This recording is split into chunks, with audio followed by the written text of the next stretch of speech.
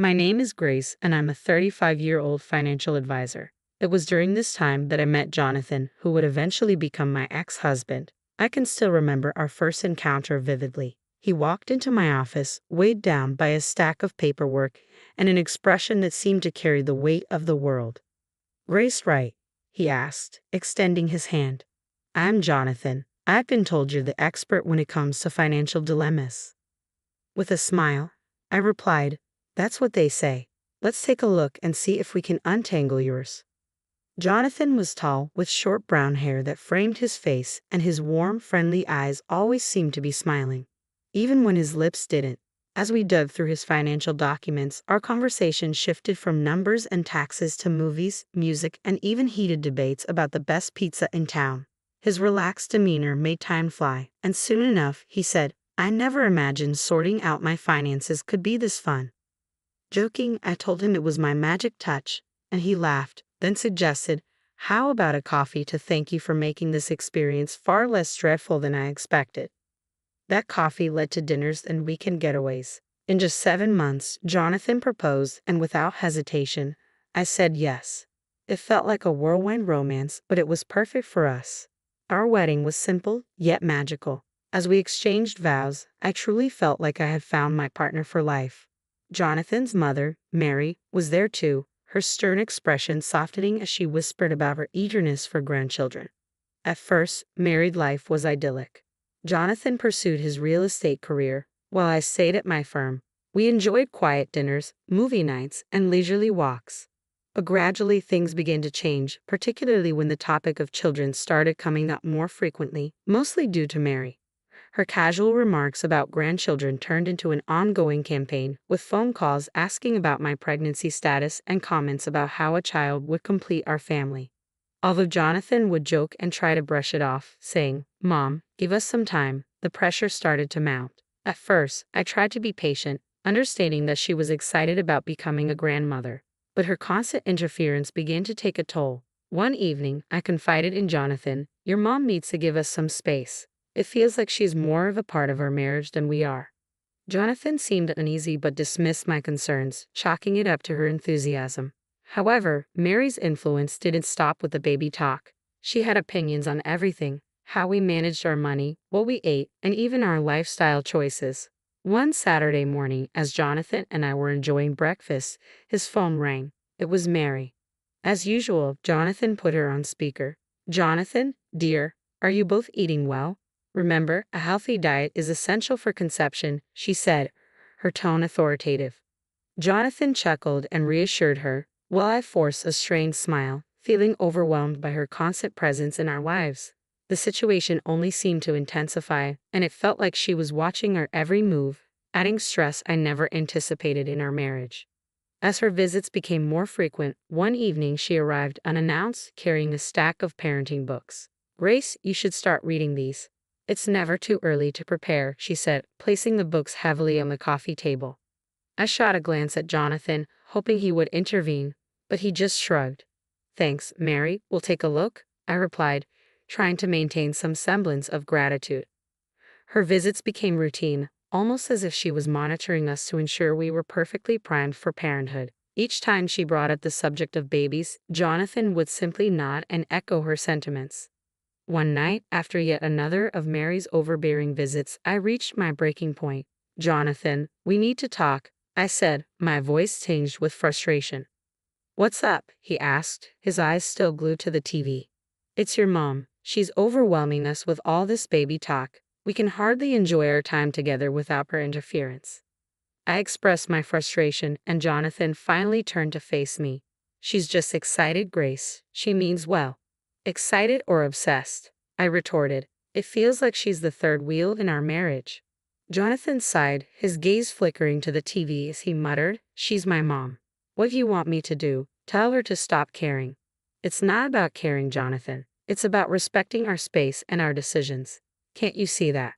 He remained silent, his attention shifting back to the screen, signaling the end of the conversation but not the issue. If anything, things only escalated. Mary's visits became more frequent, and her advice more intrusive.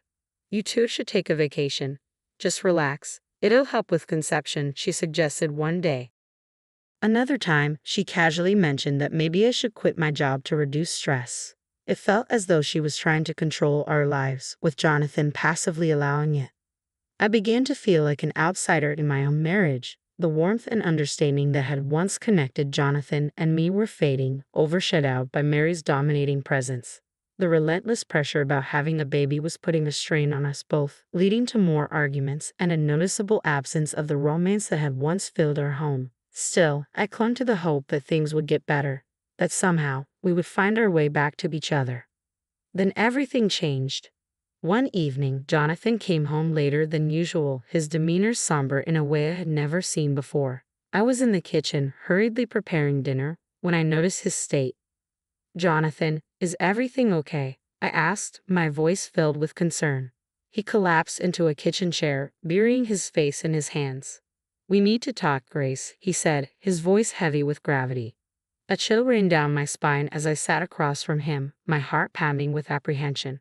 "It's about us trying to have a baby," he began, not meeting my eyes. "Remember those tests we went for?" He finally looked up at me, his eyes filled with an emotion I couldn't immediately place. A few weeks ago, Jonathan and I had decided to undergo a fertility checkup, hoping it might ease Mary's relentless pressure. Now, I could tell by his expression that the results were in. "It's not you, Grace. It's me," he said, taking a deep breath. He explained that the doctor had diagnosed him with a low sperm count, making it unlikely he could father a child. The news hit us both like a punch to the gut, a mix of relief, sadness, and confusion swirling inside me. "What do you mean?" I asked, reaching out to squeeze his hand, hoping to offer some comfort. Jonathan's voice broke as he replied, "I can't father a child, Grace." He pulled his hand away from mine, a gesture that felt like a wall going up between us. "I can't. I won't go through treatment. It's not something I'm prepared to face." I was stunned by his refusal. "But why? If there's even a slight chance, shouldn't we try?" My voice was thick with emotion, desperate to understand. "It's my decision, Grace," he said, his voice firm. "I just can't," he replied firmly, his words cutting through the air with a finality that left no room for negotiation. I couldn't wrap my head around his resistance. The Jonathan I knew was always resilient, willing to face challenges head-on. "Please don't let this drive a wedge between us. We can face this together," I pleaded, my voice desperate. He stood there, avoiding my gaze. "I need some time alone to think," he said, and with that, he left the kitchen, leaving me surrounded by a whirlwind of unanswered questions and rising fears. His outright refusal to even consider any options was baffling. Was his pride really standing in the way of our future together? The following days were strained. Jonathan barely spoke, and when he did, his words were clipped and cold. The growing distance between us felt like a chasm in the foundation of our marriage, widening with every silent meal and unshared night. Then one evening, the fragile state of our union cracked open irreversibly. Jonathan came home late again. I lay in bed, feigning sleep, when I heard him on the phone, speaking in a low voice. "Yes, Mom, I got the results." "No, I don't want treatment. I'll figure something out," he whispered. It was a conversation he hadn't had with me, and it felt like a betrayal, not just of our intimacy but of our vows. Mary's influence was more invasive than I had ever realized. As I lay there, tears streamed down my face, marking the silence of our room. Our home had become a shell of the warm, loving place it once was. We were like strangers, merely sharing the same space, the remnants of our love lost in the shadow of his mother's overbearing influence.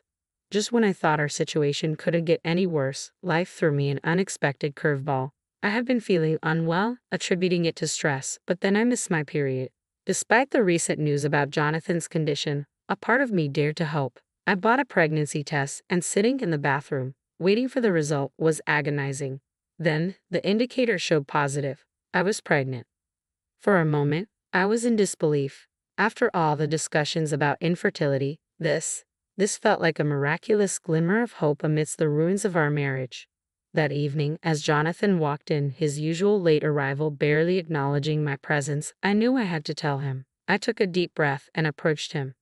"Jonathan, we need to talk," I said, my voice trembling with the weight of our future. He looked up, wary. "What is it now, Grace?"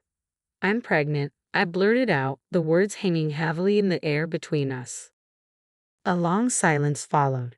Then he let out a bitter, cynical laugh. "Pregnant? How? The doctor said I can't.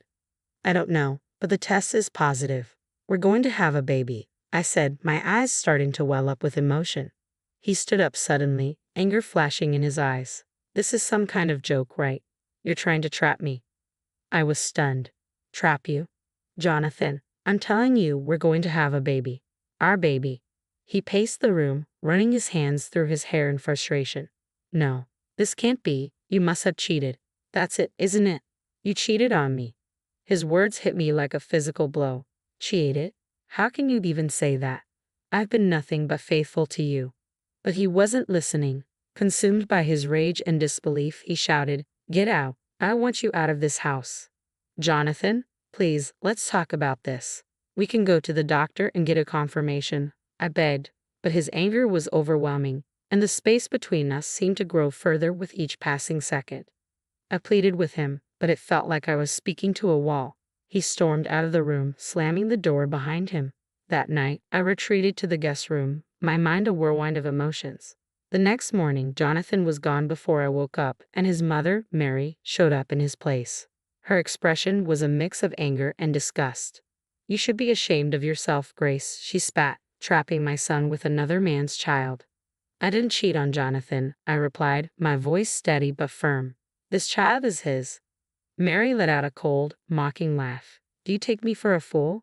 My son can't have children. You're just a gold digger trying to secure your future. Her words struck me like a slap, but I stood my ground. This is Jonathan's child. I've never been with anyone else. She moved closer, her voice dripping with venom. You have 2 weeks to pack your things and leave. And don't even think about asking for alimony or child support. You won't get a dime from us. Mary's ultimatum was the breaking point. I knew I couldn't continue living in a house filled with her resentment and false accusations. It was time to take control of my life, both for my sake and for the baby's. First things first, I filed for divorce. It wasn't an easy decision, but it was necessary. Jonathan and his mother tried to make it difficult, claiming a share of everything I had. They wanted what wasn't theirs, but I had a strong case. Everything I owned, my savings, my property, was mine long before Jonathan entered my life. Their attempts to take what wasn't theirs failed miserably. As for alimony, I didn't ask for a penny. I wanted no financial ties to Jonathan. No reason for him or his mother to ever interfere in my life again. I was determined to start fresh, free from their toxicity. I found a modest apartment, nothing too fancy but cozy enough to be a new beginning. Packing up my things from the house was bittersweet. Every photo, every piece of furniture held a memory, but I was ready to leave them behind. The day I moved out, Jonathan was conspicuously absent. Maybe he couldn't face me, or perhaps he just didn't care. Either way, it didn't matter. I left the keys on the counter, closing that chapter of my life. The first few nights in my new apartment were the hardest. The silence was suffocating, and the reality of my situation often brought me to tears. But I found comfort in the little life growing inside me. Every night, I spoke to my unborn child, filling the space with whispers of hope and love. Gradually, what had felt like a temporary shelter began to feel like a true home. My daily routines brought a sense of comfort, and my bond with my baby grew stronger with each passing day. One afternoon, as I sorted through some old boxes, I stumbled upon an old photograph of Jonathan and me taken during happier times. A pang of sadness briefly washed over me, but it quickly faded, replaced by a sense of relief. That chapter of my life was firmly behind me. Just then, my phone rang. It was Jonathan. Grace, I've received the divorce papers, he said, his voice flat and devoid of emotion. I'm glad they reached you. Please handle the formalities, I replied, striving to keep my tone calm. There was a long pause before he added, I won't bother you about the baby. You won't hear from me again. It was a cold, final farewell, but in that moment, I found closure. Hanging up, I realized that, in my solitude, I had discovered a strength I hadn't known I possessed. I was ready to face the future, not as Jonathan's estranged wife, but as a strong, independent woman and a devoted mother. One quiet evening, as I sat reading a magazine, Arthur, my 5-year-old son, played with his toys on the floor. Our peace was interrupted by a knock at the door. I opened it to find a woman standing there, her eyes reflecting a familiar sorrow. Hi, Grace, it's been a long time, she said hesitantly. It took me a moment, but then I recognized her as Pamela, a friend from my past life with Jonathan. Pamela? Yes, it has. What brings you here? I asked, my voice cautious. She looked uncomfortable, glancing at Arthur, who peeked curiously from behind my legs. I thought you should know about Jonathan, she said softly. Just hearing his name after all these years sent a shiver through me. What about him? I asked, trying to keep my voice steady. Pamela sighed. He's not doing well, Grace. After you left, things went downhill for him. He became an alcoholic, remarried a few years ago, and had another child. But that boy was born with disabilities, and Jonathan couldn't handle it. He left them, divorced his wife, and now he's refusing to pay child support. He's in legal trouble. The news struck me, but not in the way Pamela probably expected. I felt a deep sadness, but not for Jonathan. My heart went out to his child and the woman he had left behind. That's terrible, I said softly. Pamela nodded, her voice heavy with concern. I thought you should know, given your past with him. I appreciated her concern but knew I needed to keep my boundaries intact. Thank you for telling me, Pamela, but that part of my life is over. Jonathan made his choices, and they have nothing to do with me or my son, I said firmly. She glanced at Arthur and then back at me, her expression softening. I understand, Grace. I just thought. I offered a small, sad smile. I appreciate it, Pamela, but my focus is on Arthur and our life now. What Jonathan does or doesn't do isn't my concern anymore. Pamela nodded, seeming to understand. I hope you and Arthur are happy. You both deserve it. We are, I assured her, glancing at Arthur, now fully absorbed in his toys. After Pamela left, I closed the door behind her and leaned against it for a moment, taking a deep breath. The past had a way of sneaking up on you, but I was determined to keep it at bay and ensure our future remained bright, untouched by the shadows of days gone by. Later that day, I took Arthur to the park. The air was filled with the laughter of children and the distant barks of dogs at play. I watched Arthur, my heart swelling with pride as he dashed around energetically, his laughter blending with the sounds of joy around us. Suddenly, a familiar voice broke through the happiness, causing my heart to sink. Grace, is that you? I turned to find Mary, my former mother-in-law, striding toward us with a fixed, unwavering gaze on Arthur. Mary, I greeted her coolly. What are you doing here? She ignored the frost in my voice and continued to gaze at Arthur. He's grown so much. He's your son, right? Yes, this is Arthur, I replied, subtly stepping between her and my son. Her eyes sparkled with unsettling eagerness. I was hoping to see him. After all, he's my grandson. A wave of irritation washed over me. And why would you want to see him? I asked, my voice hardening. Well, you know my other grandson, she began, her voice trailing off as her expression darkened. He's not well. He's sick. It's just not the same. I want to be part of a healthy grandchild's life. Her words struck me like a slap. A verbal one. The disdain in her voice for her sick grandson was shocking. Mary, I said, my voice steel hard. You have no right to be part of Arthur's life, not after everything that happened. But Grace, that was all Jonathan's doing, she protested weakly. I shook my head dismissively. You supported him. You turned against me when I was carrying your grandchild, and now you speak with such contempt about your other grandson just because he's sick. That's unforgivable. Mary's face hardened, her eyes narrowing. You can't keep me away from my grandson. I can, and I will, I declared firmly. Arthur doesn't need someone in his life who values people based on their health. He will not be part of your twisted view of family. Mary opened her mouth to argue further, but I cut her off. This conversation is over. Stay away from us, Mary. Your presence is neither wanted nor welcome. Taking Arthur's hand, I walked away, leaving her standing there, her face a mixture of anger and disbelief. As we walked, Arthur looked up at me, his innocent eyes brimming with questions. Mommy, who was that lady? That was someone we used to know, sweetheart, I replied gently. But she's not part of our lives anymore. Later, sitting on the porch, watching the sunset paint the sky in warm colors, I felt a profound sense of peace. Arthur's laughter echoed as he played, signaling that life had settled into a calm rhythm. The storms of the past had faded, now distant memories. Mom, look what I made. Arthur's voice pulled me from my thoughts as he rushed over, holding a drawing in his hands. It was a picture of the two of us, smiling under a big, bright sun. It's beautiful, Arthur, I said, pulling him into a hug. You're quite the artist. He beamed with pride. I want to put it on the fridge. Let's do that, I smiled. following him inside. As we walked, I reflected on how far we'd come. There was a time when the weight of the past felt crushing, but now it seemed like a distant echo. Later that evening, after Arthur had drifted off to sleep, I sat quietly with a cup of tea, reflecting on the day's events. The phone rang, breaking the silence, and I hesitated before answering. Hello. Hey, Grace. It's Kayla. I just wanted to check in. How are you and Arthur doing? We're doing well, Kayla.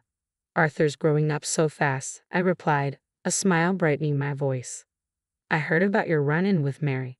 Are you okay? Her voice carried a mix of concern and warmth.